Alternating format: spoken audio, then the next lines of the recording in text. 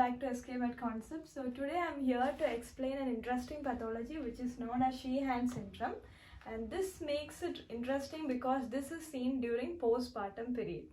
So I'm going to explain you what is it actually about. So Sheehan syndrome is actually a postpartum necrosis of anterior pituitary.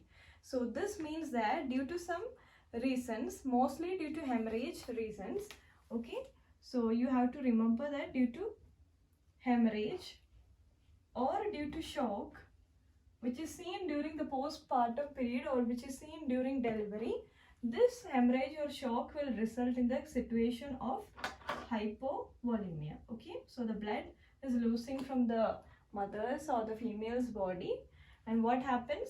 This hypovolemia will result in the constriction, or we can say vasoconstriction, and the vasoconstriction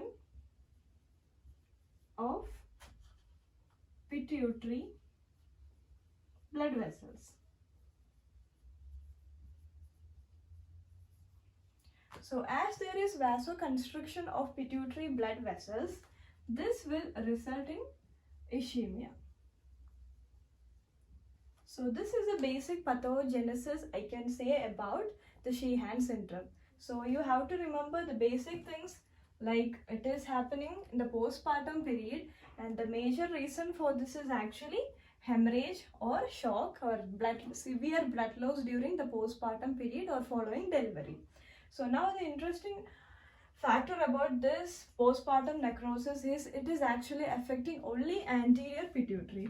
So you have to remember here that only anterior pituitary is affected in case of Sheehan syndrome.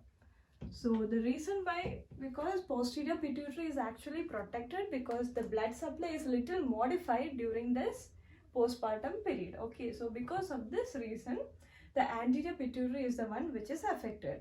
So once you know the pathogenesis, now you can easily say about what will be the clinical features. So now I'll be explaining you about the clinical features which are prominent in Sheehan syndrome. So before moving into clinical features, just want to revise a little bit of physiology here, because we know that anterior pituitary is actually affected in Sheehan syndrome, right? So what happens, we also learned that from anterior pituitary, particular hormones are produced, and they are mainly growth hormone, prolactin, FSH and LH, also ACTH and TSH. So these many hormones are actually produced from our anterior pituitary. So now it's easy for you to remember that if anterior pituitary is actually affected and that has undergone necrosis, now all these hormone levels are also affected. All these hormones level will be decreased in the body of the mother, okay, the patriarchal mother. So now what happens? If all these hormones are decreasing, so she will present with the symptoms which are actually pointing out the deficiency of these hormones. So let's say if there is deficiency of prolactin, what happens? She will have the failure to lactate, because we know that prolactin is really necessary for lactation. And now when she is having a decreased FSH and LH, she will present with secondary amenorrhea. Okay, so lack of menstruation, and this is secondary amenorrhea because it was acquired after pregnancy. And then growth hormone is obviously decreased, but it doesn't show much in her body because definitely the level for her growth is actually up to 18 years, so that's already done. But then when it comes to TSH, if TSH levels are decreasing in the body, obviously she will present with the symptoms of hypothyroidism. Okay, so she will be more sensitive to cold, she will have weight gain. So all these are actually pointing out the symptoms of hypothyroidism. And also as ACTH is decreasing, she will also have adrenocortical failure. So if a woman is coming to you, let's take an instance like around 12 months after her first delivery, and she says that she has a history of around 2000 ml of blood loss. We can say that there is a history of severe hemorrhage during pregnancy time, and mother, she says that she is actually having the failure to lactate, okay, and she came to you with secondary amenorrhea. So this clearly states that from the history itself there is severe hemorrhage, and now she is having a failure to lactate and also presenting with secondary amenorrhea.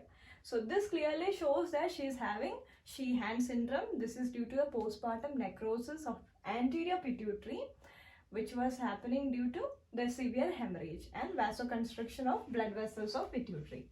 So these are the main signs you can see, and also when you go for much more clinical examination, you will find that there is absence of axillary sweating, the loss of pubic hair, axillary hair as well, and there is a decrease in the skin pigmentation you can find, and also you can find that she is presenting with more symptoms of hypothyroidism because there is decreased thyroid stimulating hormone. So now the step is, obviously for diagnosis, as all these hormones are affected, we will go for checking the hormone profile, and when you go for checking the hormone profile, you will find that all these anterior pituitary hormones are decreased. So now the choice is management, and this management is really lifelong management.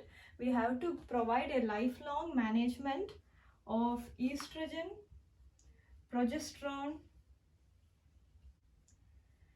thyroid and adrenal hormone. So as this is a hormonal deficient condition, the woman definitely needs a lifelong management of all the hormones, especially estrogen, progesterone, in order to maintain her ovulation, because we need to treat her secondary amenorrhea, and also thyroid because she is having hypothyroidism, so we are supposed to treat it as well, and also as she is having adrenocortical failures, we will also go for the supplements of adrenal hormones. So this is all about Sheehan syndrome. That's all for today. We will see you in next topic.